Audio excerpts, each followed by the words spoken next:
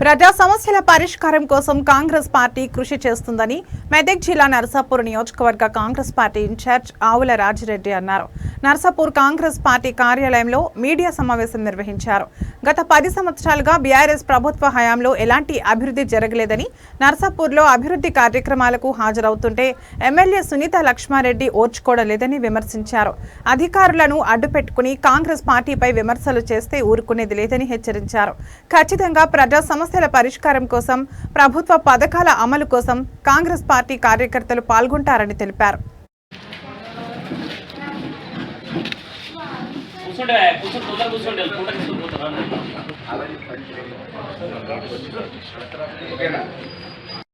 ఎవరికి మా కార్యకర్తలు అయితే ఎవరైతే యూనిఫామ్ ఉందో ఆయనకి ఎవరికి ఏ పార్టీ అన్న తర్వాత వాళ్ళందరికీ ఇచ్చినారు. అది ఇచ్చినారు. ఇలా సీఎం రిలీఫ్ ఫండ్ అని చెప్పి ఫోటోలు దిగుతున్న తర్వాత ఇక్కడ స్థానిక ఎమ్మెల్యే గారు బుద్ధిలే కూడా మాట్లాడుతుంది. మరి ఎవడే అబ్బసం అవి తర్వాత ఈరోజు లగ్భగ్ తర్వాత ఇలా 1500 కోట్లు 2000 కోట్లు ఇలా తర్వాత స్టేట్లో ఇచ్చినారు. చరిత్రలో మొట్టమొదటిసారిగా భారతదేశ చరిత్రలో తీసుకొని ఇంకా బుద్ధి లేకుండా తర్వాత ఇంకా అది పెట్టుకొని ఇంకా దాన్ని మార్పింగ్ చేసి ఫోటో పెట్టుకుని ఇచ్చినాం. ఏంది అది?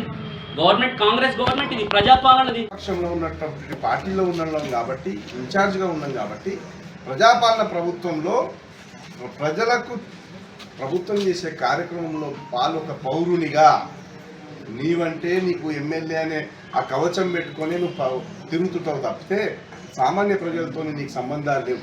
నేను సామాన్య ప్రజల్లో తిరిగే మనిషిని. నేను సామాన్య ప్రజల్లో తిరిగి వాళ్ళ కష్ట సుఖాలు తెలుసుకొని సమస్యలు పరిష్కరించే ఆలోచనతో ఉందని నేను ఎక్కడా కూడా మీ ప్రోటోకాల్లో మీ దగ్గర మీ స్టేజ్ల మీదకి నేను ఎన్నడూ రావడం లేదు, గౌరవిస్తున్నాను. కానీ మీరు లాస్ట్కి ఎక్కడికి వచ్చిర్రంటే ఏ సమావేశాలల్లో కానీ జనం మధ్య కూడా కనబడితే కూడా మీరు ఓర్చుకోలేకపోతున్నారు. ఎందుకో మరి దానికి మీరు మరి కారణాలు మీరు ఏవైనా కావచ్చు మీకు. కానీ మేము ఖచ్చితంగా రానున్న రోజుల్లో మళ్ళీ ప్రజాక్షేత్రంలో ప్రజాపాలన కార్యక్రమాల్లో విరివిగా పాల్గొంటాం.